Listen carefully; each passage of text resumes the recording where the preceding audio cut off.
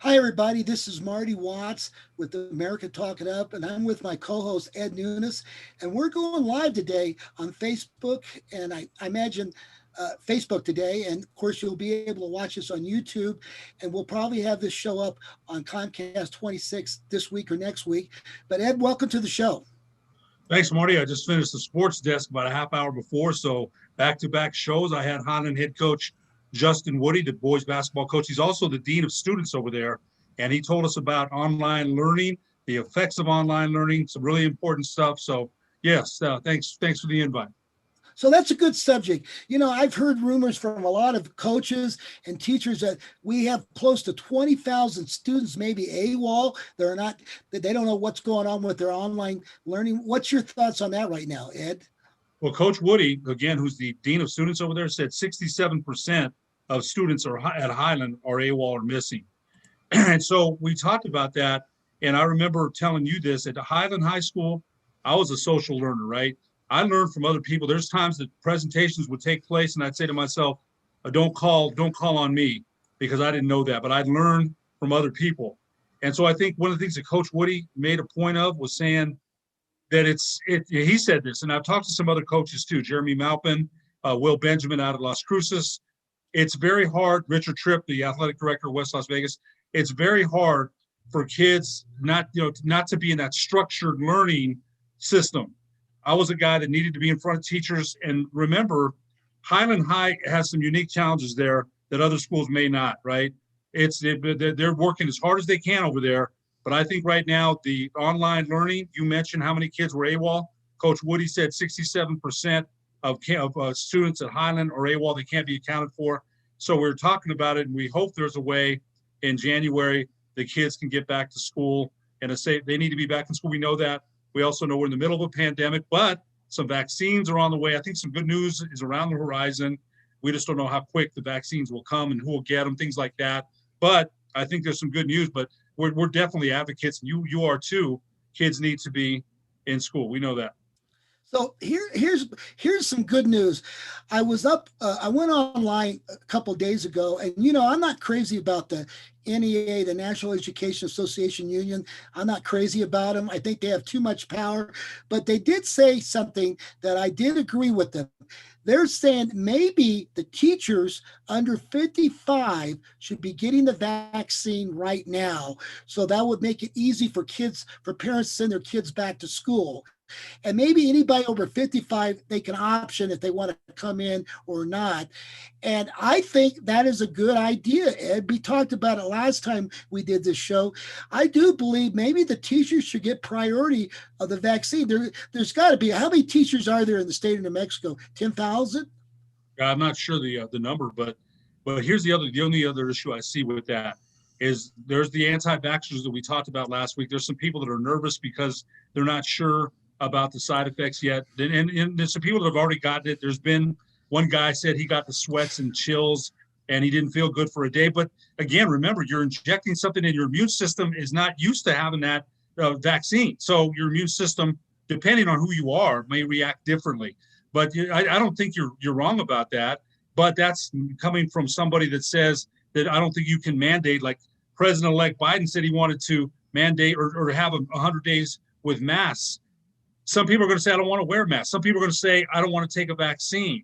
But I don't think your plan 55 and older is totally out of the realm. But how do you mandate that? How do you say, well, you have to do it for the ones that are nervous about taking vaccines or don't want to take vaccines? How do you make them do it? I don't know how you do it, but it's not a bad idea.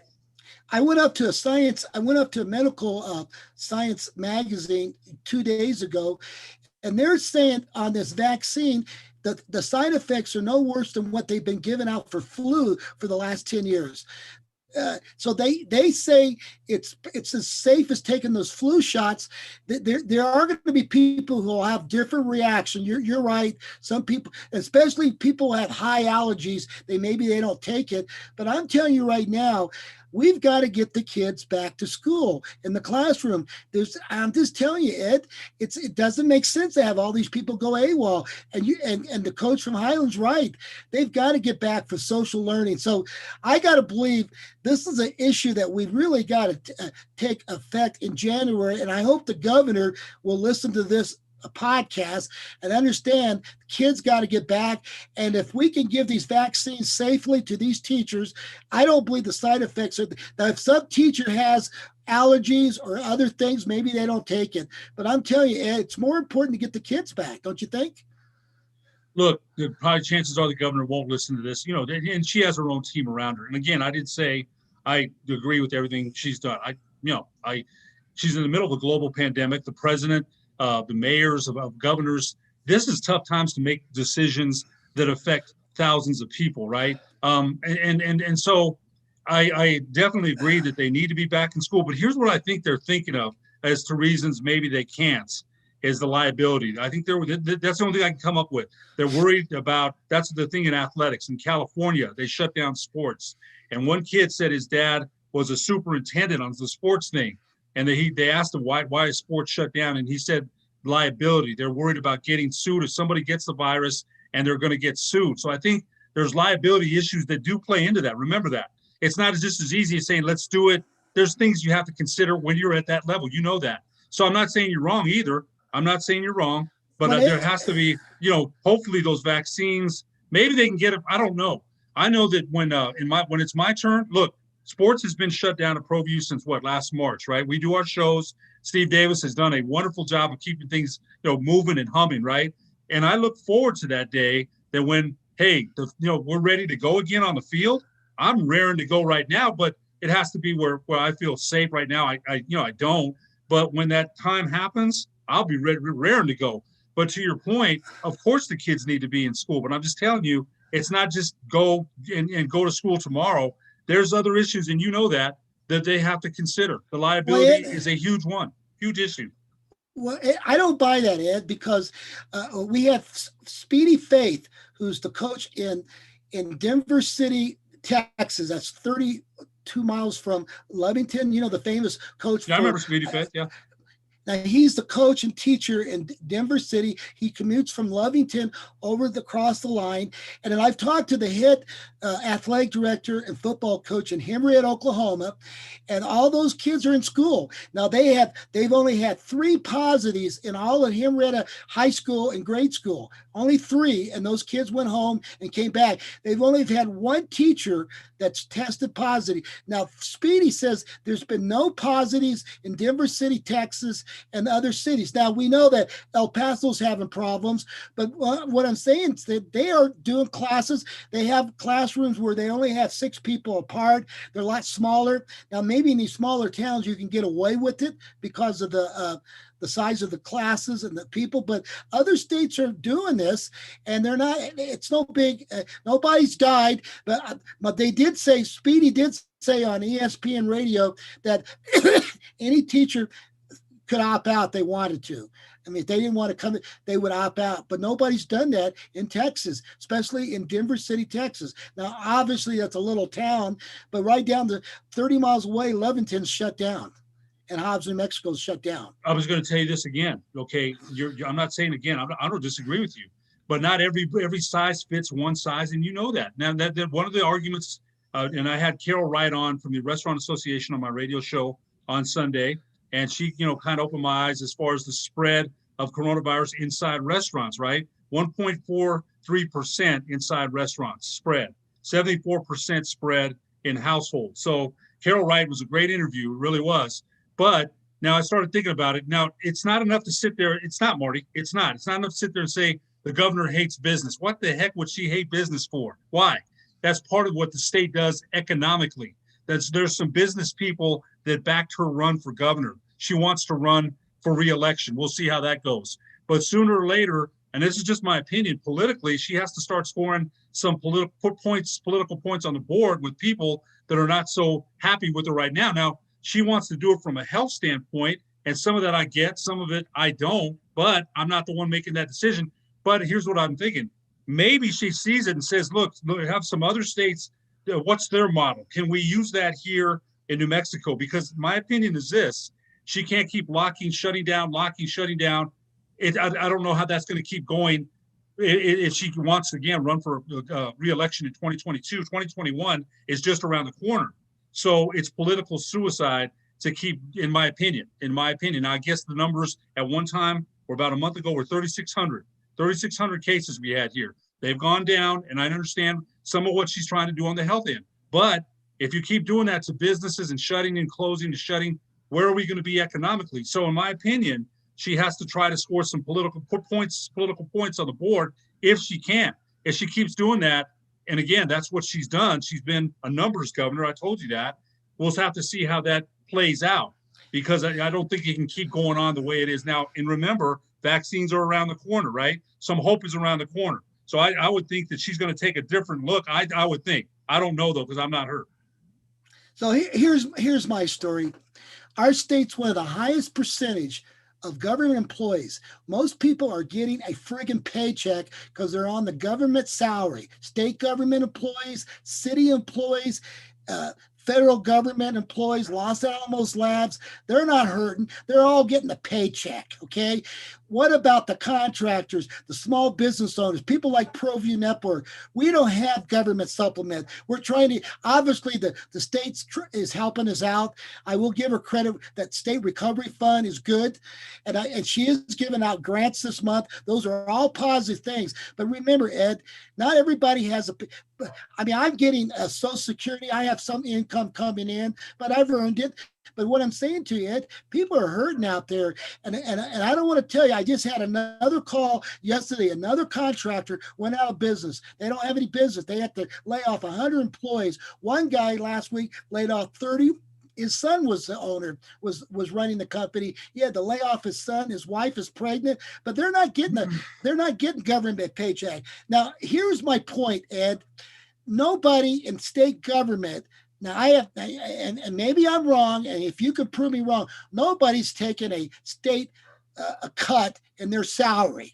Now, if they would take a 25, 30% cut, that would make me think, well, they care. But nobody's taking a cut. I just got off the phone with the New Mexico Finance Committee that's giving us these loans. They're getting their full paycheck.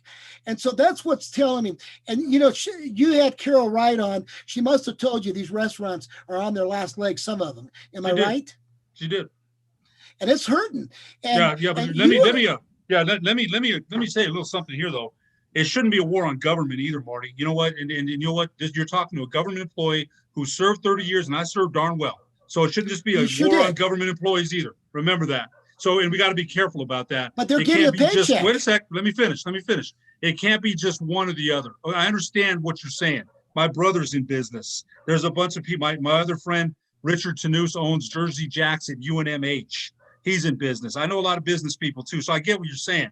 But it shouldn't be just like a war on government employees either. Shouldn't be that either. It shouldn't, and we know better.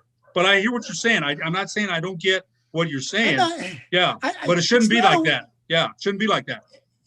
I'm saying, Ed, they're not taking a paycheck cut. Okay. Now, I'm not complaining. The government does have this New Mexico recovery loan, and they've got these. They're doing something. By the way, if you're on unemployment this week, you get a check for $1,200. That's from Governor Lujan. That's good. I'm glad she did it. She had that extra money for COVID money, and that money's going back to the people. So, but what I'm saying, Ed, you worked for the city and the government, and you've been a great employee. What you've done for city government's been great. But I'm saying I don't see these people are getting checks cuts. They're not sacrificing. People in small businesses out there are hurting right now. And a lot of these people, on a personal level, they're hurting. And I'm just hoping. Didn't deny that. I didn't deny that. But like I said, the simple argument, and it's got to be more than that. It just can't be, why in the heck would a Democratic governor, this is just my opinion, and I'd say the same thing about a Republican, why would they wage war against people that they need? Now, you can disagree with what she's done and some of what Carol said on Sunday. Believe me, my eyebrow, Carol Wright is a very smart lady, very, very smart, right? She knows what she's talking about. So I'm not disagreeing, but I'm just saying for someone to say that she doesn't care, I disagree with that. I disagree if anybody says that President Trump doesn't care. He says he cares about Americans. Let's say that he did, right? It's an easy out to say that. And it's always not. We got to be careful about labels. We really do. Oftentimes if people think you're a Democrat these days, oh, you're socialist, communist, liberal, that's crap, Marty. we got to be careful about labels. We just But got to be I careful. didn't say she didn't care. I don't think she's in touch with she's never, I don't think she's in touch with the business people, the reality, what's going on out there. And I don't think you can shut down these businesses because they're not going to make it. What if there's, you know what, our taxpayers depends on gross receipts tax, state taxes. And I'm telling you right now, Ed, if there's no businesses around in the third and fourth quarter next year, it's going to be really sad. And we're going to be such a slump right now. And you saw what's happened in California. They just announced two other Tesla, what is his name, Eldon Musk and his company. They're all moving to Texas because of taxes. I don't think you can shut down everybody after a while, and you just can't go shut up and down. So there's got to be a way. Now, I'm not saying, I do know the governor. She is a nice person. I don't have anything personally against her because she's been nice to me. I know she has a heart, but I don't think she's getting great advice. And I think she needs to change directions. Maybe that will happen in January, maybe with the new administration coming in. Maybe it's going to be different, Ed. But I'm not saying she doesn't care. I just don't like the way the policies are going down and people are hurting right now. And if the government wants to show example, why don't they take a pay cut? Okay, but they're not. And maybe that will happen. But pretty soon, people are going to get fed up with it, Ed. You can only jam it down your throats for so long. Now maybe she see the light, but I don't say she doesn't care. She has a heart, and I'm not saying that. But right now, these people are hurting, and the people who are getting a guaranteed paycheck are basically government employees. I guess there's, matter of fact, I wish I was like you, Ed. I wish I did work for the government. It's a good safe. If you do a good job, it's a good job to have, right? But you were in it for what, 30 years? Well, you know what? Listen to me. You know, I retired a year ago in December 2019, and I can't believe I made 30 years with the city because there's a lot of politics. There is a lot of, you know what, involved with working with government. I'm not going to lie, but I'm glad that I did. I'm glad I made 30 years. It's a good pension. I'm glad I've got that opportunity. And I understand what you're saying about people struggling though. Carol made that clear on Sunday when we talked to her. She made that clear about, you know, businesses on their last legs here. So I'm not disagreeing with something you said, Marty. And I think, you know, in January, hopefully you can't keep doing this is what I agree. Now with the vaccines coming around the corner, is her attitude change as far as what they can do? Can schools start? Can, you know, in schools with sports, things like that. Schools first. You and I would agree kids need to be in school right. first, then we'll talk about sports.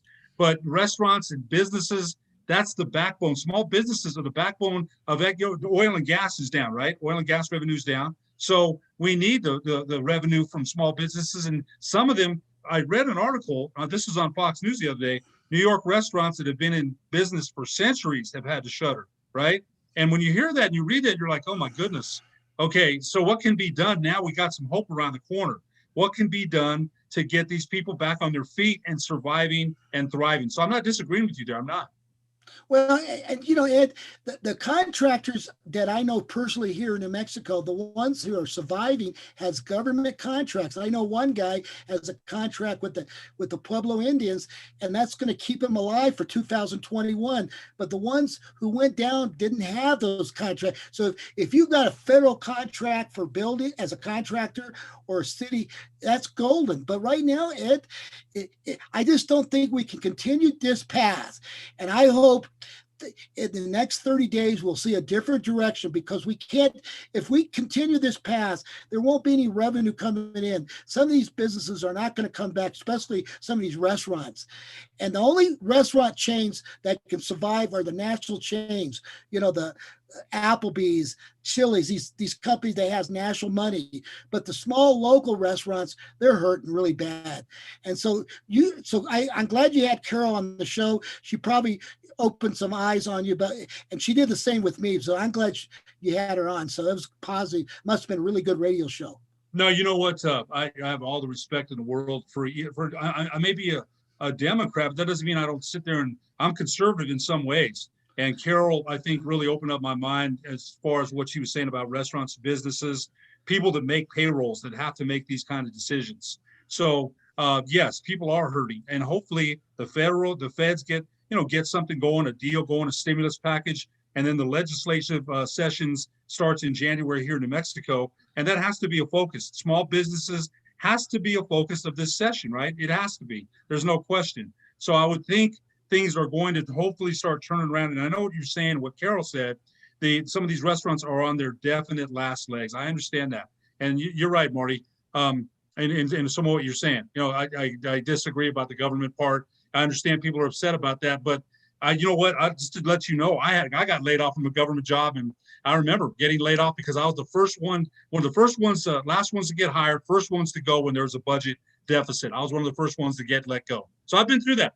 So, but yes, people are definitely hurting. I definitely want to see So some help, to small businesses.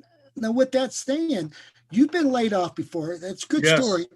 So how come nobody's been cut now? No, how come nobody said, if the governor would have said, look, I want to set an example, everybody's going to get a 25% cut until we get back to normal. I would have loved that. I would have said, okay, we're all making a sacrifice. But right now, Ed, and I don't want to come down on you because you work for the government, but none of the government employees are getting a paycheck cut at this point. Now, maybe that will happen in January. Marty, I don't know. I mean, who does that appeal to, Marty? I mean, people that are upset because, she's not going to do that. And I couldn't explain why. I couldn't tell you why. I don't know. I just know that's not going to happen. Now, wouldn't that be a good example to the guys who are just working on check to check, barely making it? Wouldn't that be a good example? You know what? I don't know. I mean, if you're thinking about spreading the pain out and making other people feel like everyone's in it together, maybe it would. But I guarantee you that's not going to happen. That's not going to happen. Why it's not going to happen, I couldn't tell you. Again, those are decisions made way above my pay grade and your pay grade. Isn't it a bad idea? I don't know. Has it been floated? Has she even mentioned it? I don't know. But you said that feels that appeals to spreading the pain of what everybody's going through. Okay. Obviously, if you're a state employee, federal employee, city employee, you're getting a paycheck of your full paycheck, but the rest of us are not. We're entrepreneurs. We're trying to make it. So you're right. That might be a good appeal to spread the pain. Now, but I don't think it's going to happen. But I think it would really go over with the overall population. But anyway, we've got to wrap this session up. We're going to get back to sports in the next session, and let's break for a commercial right now.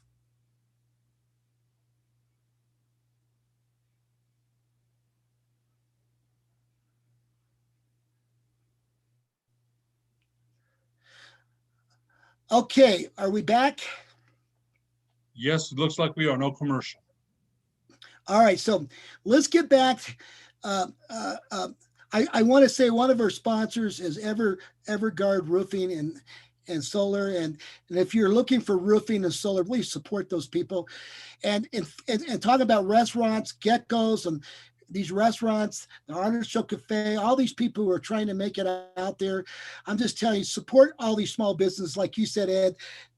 We've got to keep them going. Takeouts. There's no question about it. And yes, my wife and I try to buy local. We try to, yes, we do absolutely try to use local. And then I go out to takeouts, and the only time I go out is I go to the Walgreens to get prescription, or if I do go to the grocery store, it's like early in the morning. But I'm playing it safe because of my age. I'm in that age group, vulnerable group. But what I'm saying, Ed, we've got to support these local businesses, and I'm doing takeouts as much as I can, what I can afford, just like you are. Yeah, no question about it. You're right. The local business needs to be. They need our support. Some of these businesses have been in business here in Albuquerque, New Mexico for many years. So yes, I totally agree there. So let's get back to sports. Last night we had a great NFL game between the Cleveland Browns and Baltimore Ravens. That was probably the best Monday night game of the year, don't you think? Both teams fought it out to the very end. What a great ball game. That game had some NFL drama. That really did. And I'm not a fan of either team, but I turned it on and I see Lamar Jackson running onto the field. And what a call by the offensive coordinator. Jackson on a RPO rolls to his right, and Marquise Brown breaks away for a 44-yard touchdown pass. What a call that was. Great call, because Lamar Jackson's a threat with his legs. So you have to come up, if you're a safety, and then Marquise Brown able to release and catch the touchdown pass. And you know what, though? I give Baker Mayfield and Cleveland, they hung in there. I thought they were going to win the game.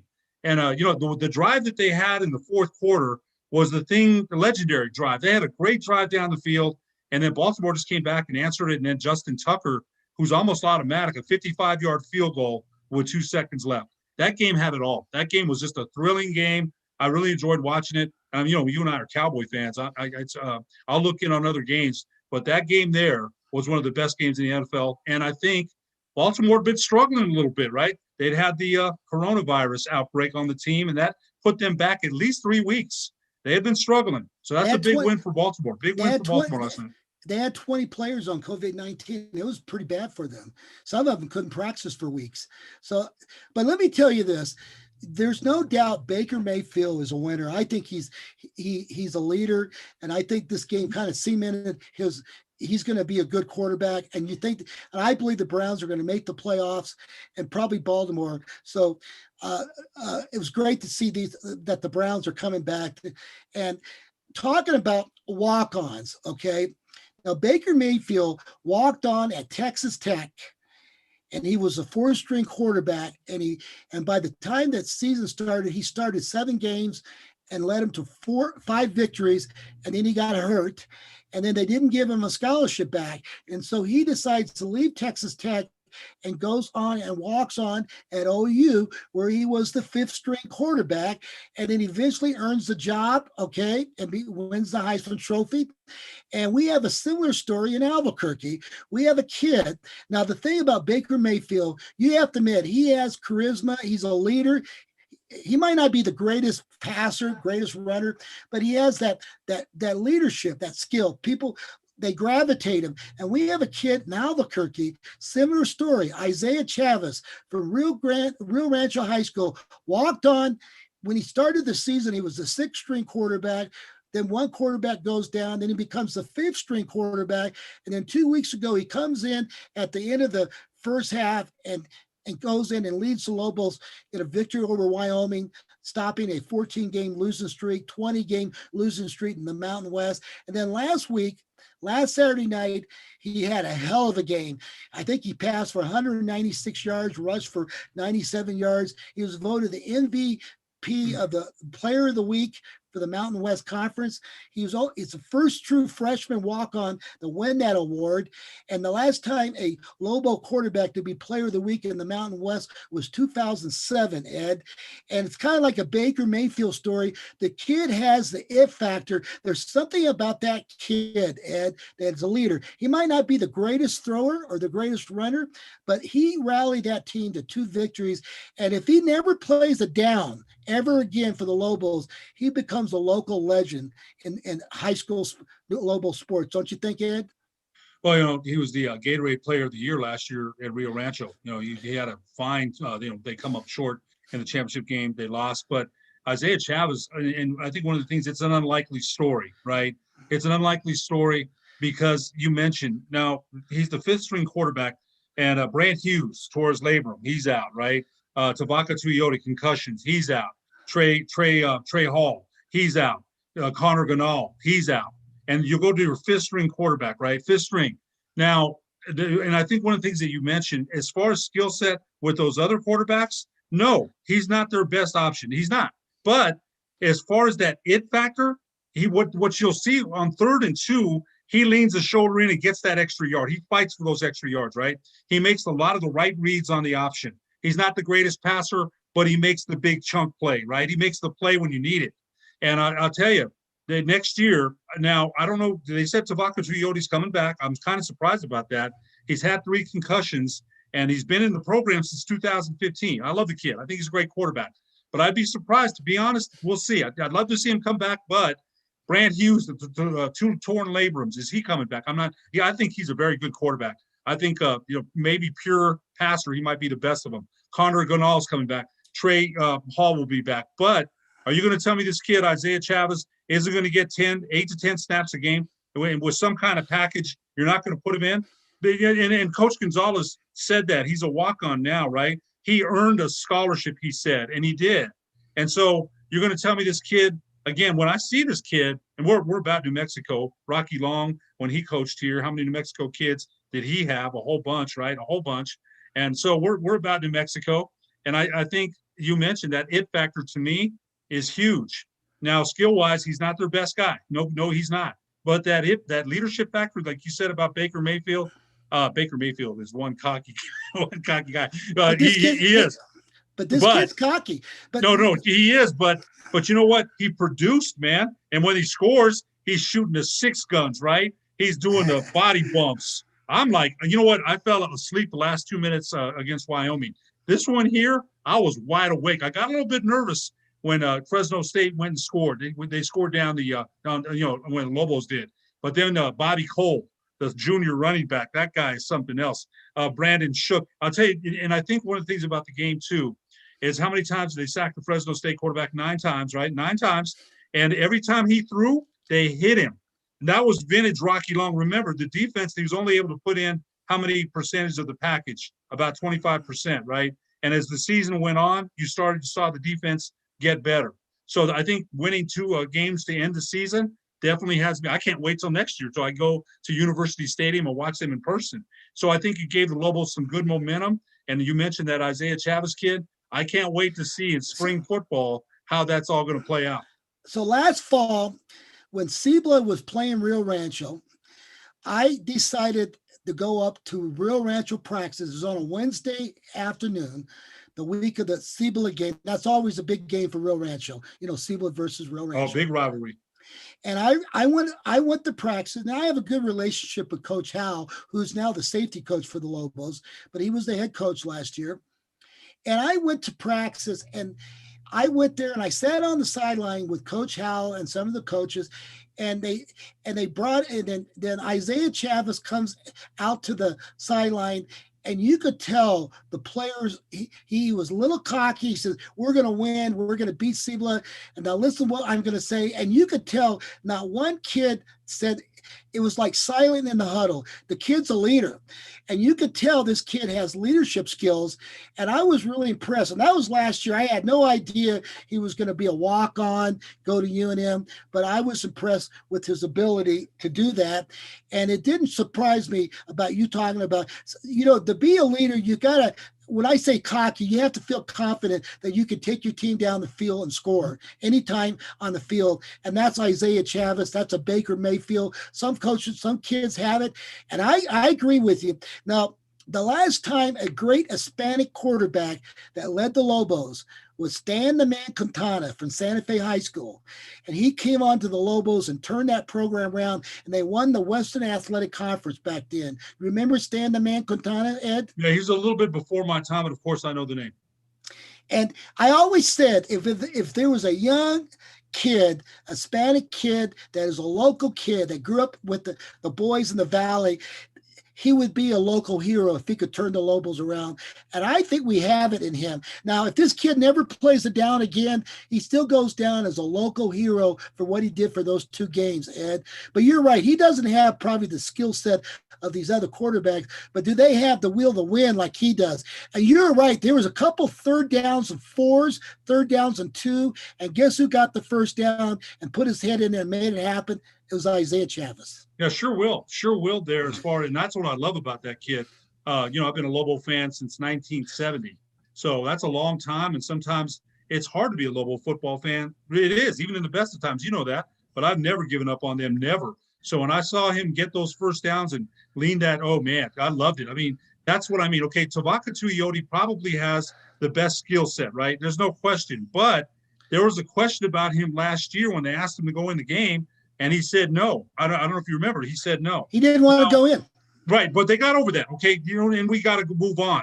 But when you got a kid like this that wants to play, that is begging to play, got a chance and won 2 in a row, if I'm Tabaka Tuioti, I'm going to work right now as we speak. I'm lifting weights because this guy is going to be after me, man. He's on my tail. He's going for my job. I better do whatever it is I can in my control to make sure I'm taking care of my business, control what I can control. But if you look at that kid and you don't see a winner there, and if this guy's coming for my job, I'm a little bit nervous if I'm Tabaka Tuioti, Trey Hall, Connor Ganal. This kid, look, Isaiah Chavez, look, you just mentioned it. If he doesn't play another down, he's going to play another down. I guarantee it. That's not a kid you're going to keep on the bench. And if Coach Gonzalez, he sees what we see. He's been at Arizona State. He's coached here with Rocky Long. He sees it too. That's a kid you just can't keep on the bench, right? You can't, because, again, he's a winner. He finds a way to win, right? And he's a leader. And that's what this program needs is a leader. They need a leader like him. I believe you're right when it comes to that. I'm 100% on board with that. So in the state championship game last year, Rio Rancho's down by 5 points, and they get the ball on the 20-yard line. And Cleveland won the state title. But he goes in the huddle and he tells the kids in the huddle, they're 80 yards away. We're going to take this ball and jam it. We're going to take it all the way down, and we're going to win this ball game. So they go all the way down to the 1-yard line. Remember, they stopped Rio Rancho on the 1-yard line at the end of the game? Yes. And Isaiah Chavez tried to get over, and they hit him on the 1. I thought he went in. If you look at the replay, he might have got in, but that's how the game ended. And that just told me a lot. Now, here was the thing on him last year, Ed. He threw a lot of good passes and a lot of bad passes. He never got his footwork. Sometimes he threw from his back foot, or he didn't push off. And if he works on his mechanics, his footwork for passing, I believe the kid's going to be a better thrower. Now, remember, Ed, he didn't go to a coaching school, a quarterback school, like these other kids that you know of. He didn't go to a professional coaching quarterback school. So he's learned everything on his own. And you notice that his footwork's getting better, but I think he's going to get better as a thrower. Okay. He had a tendency last year throwing a lot of balls into the ground. But he still, like Coach Howell told me last year, I've got my best athlete playing quarterback and my best leader. He might not be the best skill quarterback, but the kid's a winner. The kids play hard for him. And that's what we need in this Lobo program. We need a kid like this that can go in the huddle. We're going to go 80 yards and stick it up there, you know what. And that's the kind of kid he is. And if I was Tabaka, if I was these other guys, I don't think they have the character of this kid. This kid's a winner, and he knows how to win, and he plays from his guts. And this team needs a hero. If they're ever, I got an email from one of the Rio Rancho sports writers. I don't know what, you probably know who he is. I'm not going to say. He says, I'm making the kid too much of a hero. Well, you know what, Ed? With this virus and this pandemic and the way things are going bad for the state, we need a hero. We need a kid that we could call ourselves a local hero. He could be that kid. Right now, he's my hero. Right now, he is. What do you think? Well, you know what? I think, you know what? We're about New Mexico, right? We're about the New Mexico Lobos. I saw every game that they played. I watched every game. There's a couple of games I was kind of disappointed they didn't play well, but those last 2 games, I'm psyched. Plus, the kid is from New Mexico, so yes. And I'm not disagreeing with what you're saying either, because during this pandemic, oh man, right? There's been a lot of 2020 has not been a great year altogether, but watching him. And leading the Lobos, he's from Rio Rancho. He's one, he's a New Mexican. And the other thing you mentioned about quarterback, and he doesn't grab the ball by the laces. I don't know if you read that. Yeah, I couldn't believe that. I couldn't believe that. I don't know if any quarterback ever that has done that. And I think Coach House said, he finally just said, you know what? Let him do what he's going to do, man. Coach House didn't even try to stop it after a while, because he's a winner. He does things his own way. He's coachable, though. It's not like he just sloughs off Coach House or Coach Gonzalez. He listens. But that's a kid you just kind of like, okay, well, that's unorthodox, but it works for him, right? I mean, how many quarterbacks do you know that don't grab the ball by the laces? I know 0 quarterbacks, 0, but it works for him. So, yes, I don't disagree with you, because, first of all, the season looked like it wouldn't even happen, right? We weren't even sure they're going to get a season off. We weren't even sure. Then they moved to Las Vegas, and it's hard for us because we don't get to see him here. Senior Day was on Saturday, and it's at Sam Boyd Stadium instead of University Stadium. And, I like to go to the games. I like to go out to the tailgates. We didn't get to see that this year. So we get to see 2 wins engineered by a quarterback from New Mexico, from Rio Rancho, Gatorade Player of the Year last year. What's wrong with feeling good about that? What's wrong? I kind of tend to agree. And somebody, I had an email or text that I was overplaying that, but I said, there's nothing wrong. We need a hero in this town. We need some kids. If I was a high school kid, I would look up to Isaiah Chavez, what he did. Walked on, no scholarship, and he made something happen. And Ed, here's another thing about the kid that it's kind of like a Rudy story, like that movie Rudy with Notre Dame. He's kind of our Rudy. We need a Rudy in New Mexico. He's our Rudy, and I hope he gets a chance. It's going to be exciting in spring football how he looks in spring football. But I'll tell you one thing: he has not played his best football game. He's still learning to be a quarterback. He needs to work on his footwork for passing, but he's going to get better. I guarantee you he'll be a different kid next season. And if he throws the ball better, look out. Now, one thing about the read option, he ran that spread offense. He ran the option all year at Rio Rancho. He was used to pulling that ball and knowing how to read the defense. The other quarterbacks don't seem to know how to read it that much. There was times when he played it perfected last Saturday, 54 yards in one run. And so I think he's my kid, and we'll see if you're right. If I wouldn't want to be these other quarterbacks, because you got a kid if you were in a foxhole, would you want to have Isaiah Chavez or Tabakalua? I think I'd take Isaiah Chavez in the foxhole, because he's going to fight. No, you know what? I want to be fair, about that. I think Tabaka Tuioti is a very highly skilled quarterback, but that's a kid that's going to be. You got to look over your shoulder. If I'm Tabaka Tuioti, Connor Ganal, or Trey Hall, I'm sorry, I'd be looking over my shoulder like, oh man, you know what? And he's from here, right? He's from New Mexico, so there's a swell of enthusiasm for a local kid. Again, Rocky Long had a lot of locals playing on UNM. Danny Gonzalez, I'm guessing he's going to have some more, and they got to be able to play. It's one thing to be able to have guys on the roster that are from New Mexico. We want to see him contribute. We want to see him play, and we did. And I think to your point about the RPO. The way the reads that Isaiah Chavez did, the way he got, the footwork. Oh man, I was impressed with the reads that he made as far as when he decided to run, to pitch. Remember, fifth string quarterback, right? How many snaps is he getting in practice? Zero snaps until they start falling down, right? Tabaka Tuioti can't play. Connor Ganal gets hurt. Trey Hall gets hurt. And so all of a sudden he's getting more snaps in practice. He's not even thought of it's going to play. He's way down the depth chart, way down there. And he gets 2 starts, and he comes in for Connor Ganal against Wyoming, gets a start against Fresno State, and wins 2. So I'm excited. Hey, spring football is not going to be that far away. I mean, in January, February, March. Hopefully by then, it's a little bit more open, and we can go out there and watch them. Hopefully, I'm hoping. Because I'm excited what this kid's going to bring. Again, you're right. He doesn't have the cannon arm, right? He's not going to make all the great throws, but there's something about that kid, the intangibles that you can't measure. So I'm excited about it. And here's the thing about Rocky Long's defense is 3-3-5. Here's the thing. It's like you get 3 to 4 days to get ready for the wishbone, because you can't simulate the wishbone with your scout team. Okay. It's hard to do. Fast time, and they're having the same problem with this defense. That quarterback, as the game got going, he got rattled. The Fresno State quarterback, man, he sure did. And there was how many times there was only 2 guys on the line of scrimmage. Only 2 guys were on the down position and everybody was playing 5 yards back. You didn't know which guys were blitzing, which guys were coming.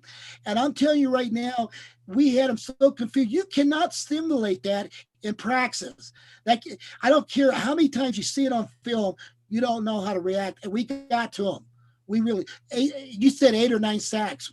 We got to those 9 sacks, but I think the important thing was they got pressure with 4. And when they're getting pressure with 4, then they're blitzing. So the quarterback, he had no clue where they're coming from. And it's vintage Rocky Long. It's vintage Rocky Long defense, right? We saw it here in New Mexico when he was the head coach. We saw it when he went to San Diego State. And I'll tell you, as somebody that loves the Lobos, I hated seeing Rocky Long coach San Diego State. I did. He did a great job there. Don't get me wrong. He's a Lobo. I'm used to seeing him in cherry silver. So what happened with the defensive scheme that he's running, the teams finally started getting it. You could tell the last 2 games. Next year, look out. That's all I'm going to say is look out, because they're flying to the ball. They're forcing turnovers. They're sacking the quarterback. And when you have a quarterback that's not comfortable in the pocket, you saw the results of that on Saturday night. So I expect these recruits, he's going to recruit. Now, the other thing, Marty, is this that we haven't talked about is they gave the players an extra year because of COVID. Now, Coach Gonzalez has already said he wasn't sure who's going to stay and who's going to go. He's not sure yet. So here's my point. I believe that they should bring back kids who are not going to really be in the NFL. So Cam Miller, he was coming on at the end. They should bring him back. He was a senior. What's that kid that won the defensive player of the week before? Brandon Shook. Bring him back. I would bring back, we have one kid, was it Shaw, the offensive lineman? He's a senior. Bring him back. I don't think Teton's going to come back. I think he's going to go to the NFL. But there's about 7 players, mostly on defense, I think they should bring back because they were just learning that defense. And Cam Miller was coming on, right, Ed? He was played really coming well. on. And the other guy was playing on. I think they've got a defensive back. There was a senior that should come back. I think out of the 22 or 23 seniors, I say they should try to find 8 or 9 of them slots that'll come back and be leaders on the team. Now, I don't know how they can do it. Do they give them an academic scholarship, or how do you get around that scholarship thing? You know what? That's a good question. And, think about it. Western New Mexico, where, I cover the sports out there. Everyone's going to have that problem. Who are we going to keep? Who's going to stay? How are we going to keep, the eligibility? There's so many questions with that. It's a nightmare. And Coach Gonzalez has a lot of decisions to make. And some of the ones you mentioned, Cameron Miller really came on. He really did. That defense next year. Yeah. I'm really looking forward to seeing what that defense is going to do. I would bring back some of those defensive players, Ed, because they need that leadership in the backfield. And I think we're going to give them hell on defense. And then they're just finally learning how to play that defense. I was watching San Diego State play BYU. You could tell they're not the same team without Rocky as the defensive coach. At San Diego State, they lost to BYU. But then I did watch the Auburn versus Mississippi State, and guess who's the defensive coordinator for Mississippi State? Zach Arnett. They had 7 sacks. They're right now, even though they can't score any points, Mike Leach's offense doesn't seem to be getting points on the board, but Zach Arnett's Mississippi State is 4th in the Southeast Conference in defense. I got to believe that kid is on his way for a Power 5 head coaching job down the road. He's only 34 years old. Kid from Albuquerque, La Cueva. Yeah, there's no question about it. He definitely will. He's young too, and he'll get a job here. Auburn's open. They fired Gus Malzahn. Illinois is open. They fired Lovie Smith. So there's some coaching jobs open. And Zach Arnett is a Lobo, and I just tell you right now, he's been very impressive. But it's really strange. A Mike Leach offense. I think everybody thought he was going to go in the Southeast Conference, lit up points, but there's some great athletes in the Southeast Conference, and they're stopping Mike Leach's offense. So hopefully Mississippi State will get going next year. But anyway, that's the interesting story. Hey, listen, we've got 10 minutes left, and let's talk about the Lobo hoop team, the basketball team. We did beat Rice, but we got a lot of new players, Ed. What do you think of this team right now? Well, 12 new players. McQuatch, Malawatch, and Keith McGee are the ones that came back from last year. And I didn't get a chance to watch them the other night. McQuatch, Malawatch, 23 points, 12 rebounds. They beat Rice 72-61. And I was talking to somebody today. McQuatch, Malawatch is the glue anyway, right? He's got a high basketball IQ. He's going to hit some threes, get the rebounds, draw the charges, make the important plays. That guy's a very smart ball player. So I'm looking forward now. They've got Jeremiah Francis, the new transfer point guard from North Carolina. They've got Brian Matos. He redshirted last year. He didn't play. So I'm interested to see. Now, I talked to former assistant coach Brandon Mason. I talked to him about 2 weeks ago. And Coach Mason was telling me this, that last year, the team, which I thought had some of the worst chemistry I ever saw, and I've been a Lobo fan since '70, same thing with the Lobo basketball team. Now, they had some talent, right? Carlton Bragg, J.J. Caldwell, Jaquan Lyle, Corey Manigoltz, Vance Jackson. They had some talent. But Coach Mason said it was the worst chemistry he had ever seen. The guys didn't even like each other. They beat Wisconsin. When they beat Wisconsin last year, it was a big win. He said everybody went to the locker room and they were all mad at each other. And you know what? To me, Jaquan Lyle was one of the biggest disappointments I ever saw here as a Lobo basketball fan. I'm not saying he wasn't talented. He was. It's just the attitudes. Vontae Hendricks is throwing a jersey on the ramp. And I didn't understand that. And I like Coach Weir a lot. I really do. I like him a lot. But one of the things he said about Vontae Hendricks, he said, I'm just not sure how to coach him. And I thought to myself, that doesn't make sense to me. I don't, again, all due respect to Coach Weir, who I like a lot. But Here's the thing that I think is a real key for this year's team. Dave Pilipovich, the former head coach at Air Force, is an assistant with Coach Weir. And I think that's going to go a long way and really help Coach Weir and his staff. How So we'll about see how they, Pageant? yeah. Coach Coach Pageant. Pilipovich is a good, it's, you know what, you need good assistants around you. I'm not saying Coach Mason wasn't a good assistant. He was. Coach Snow's a good assistant. I think the world of Coach Snow. But I think Coach Pilipovich will really help out Coach Weir. There's talent on this team. You cannot tell me there's, yeah. Go ahead. What about Coach Pageant, the other guy, Pageant? Yeah, another good point. Now, Scott Pageant, yeah, he played in the NBA, right? Played in the NBA. And, you know, that's another great addition. Great point there. Now, they said that Scott Pageant has been working with the big men of New Mexico, has been working with the Lobos on the blocks, teaching them how to play as inside players. So I think Coach Pageant's addition to the staff is important as well. But here's the other thing. They're at Rice tonight again. They play NAIA. Clay Patterson, who plays for the Lobos, plays against David Patterson tonight. They're going to be matching up against each other. David Patterson playing for the NAIA team the Lobos are facing. So imagine how their father, David Patterson, feels tonight watching his sons be able to probably match up a little bit on the floor. Two real Rancho kids, two real Rancho high school kids going up against each other tonight. You know, we've got about 6 minutes left. Here's my take on the Lobos for this coming season. They've got to have discipline on the team. They got to develop some chemistry. They did not have that last year. That hurt them a lot. I don't think Weird had good discipline. Let these guys drive around 1 o'clock in the morning, getting in trouble, having their own private parties. I think there was a lack of discipline.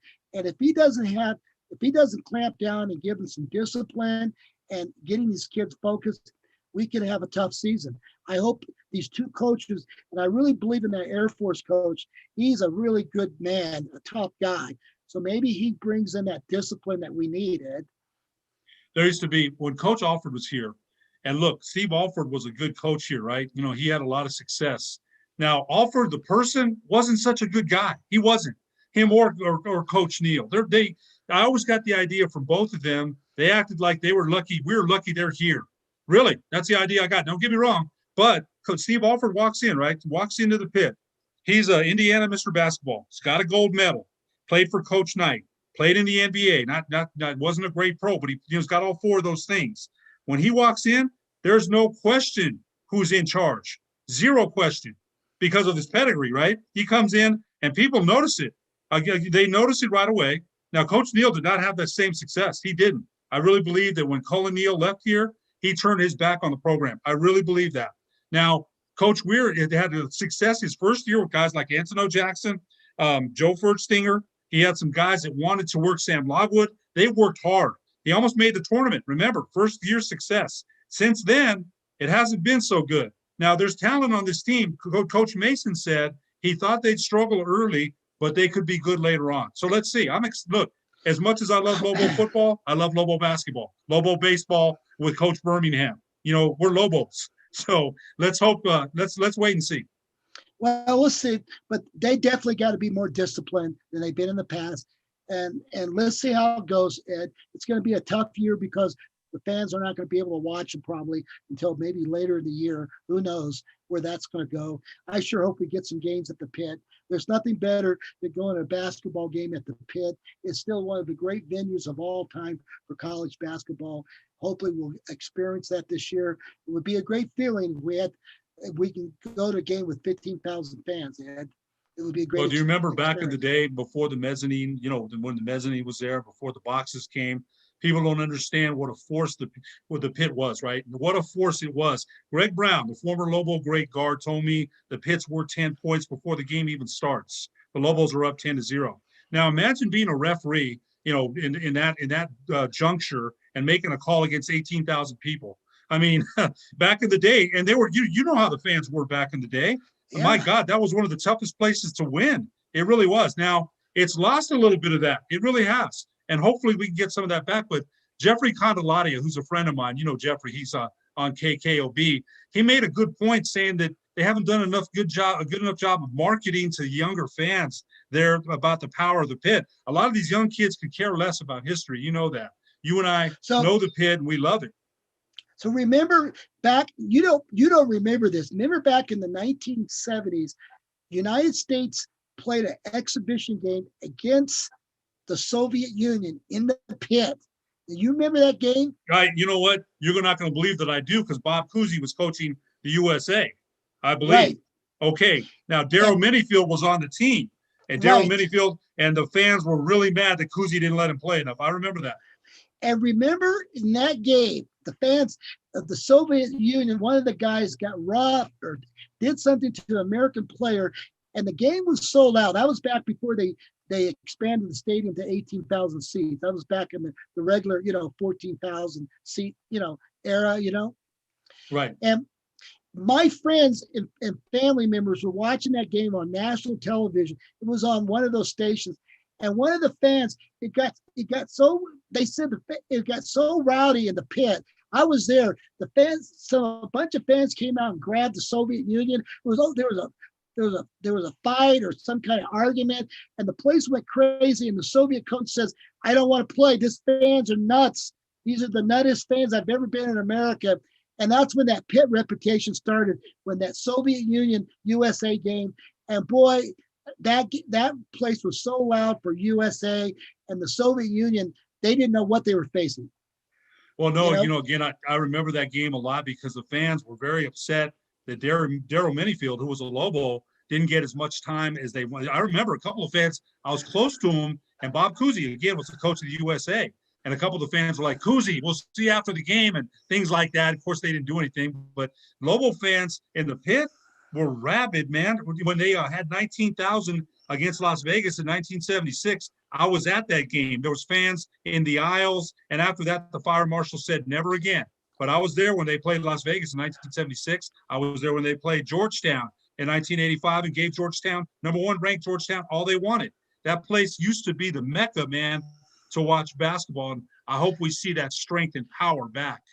And so after the game, I'm down on the court, and the Soviet Union coach, through an interpreter, said to the American coach, American interpreter, "I'll never come back to Albuquerque. These fans are nuts." And That's funny. The Soviet Union's never been back. They've never been back. We've never had a USA game. But that place was so rowdy, so loud. The Soviet Union players are afraid. They couldn't hear themselves talk. You know what I mean? I remember that game. So that's the power of the pit. One last comment, because when Georgetown was here, #1 ranked Georgetown, Patrick Ewing, Reggie Williams, Michael Jackson, they said they couldn't even, they're yelling at each other in the huddle. They couldn't hear one thing. So we got to wrap this up, but we're talking about the famous pit. I'm praying, Ed, that we get a game in the pit with a full crowd. Will that happen? I think it's going to come down to how many vaccines and how this virus goes down in the next 2 or 3 months. Maybe we get a pit game in March. Maybe we will. I'm just praying we do, Ed. I sure hope That'd so. be great. I just cross our fingers and pray. Well, and I will say one thing about Donald Trump. At least he said he got the vaccine out. At least we got it. Maybe now the new president takes over and gets this vaccine to everybody. But boy, Ed, that might be one of the great stories in the century, to be able to get a vaccine in that short of time. That's a great story. Now, if it does be effective, it's going to be a great story, and hopefully we'll get back to normalcy. I hope it happens. I think it's a great accomplishment, and I think he should be, touting that accomplishment rather than worrying about an election that's already over. I don't disagree with you. It is a great accomplishment. So hopefully the new president comes in and makes it even better. That's all I'm hoping. But now we've got a vaccine. So listen, we've got to wrap this up. Let's talk. We'll get back to we'll see you next week on American Talk It Up. I'm so happy I have my great friend, Ed Nunes. Ed, anything else you want to say? Hey, Marty, great show. And you know what? Thanks to Jimmy Tran. Always does a great job as producer. All right, folks, we're out of here. Watch us on YouTube, watch us on Facebook, and watch us at 8 o'clock on Comcast 26.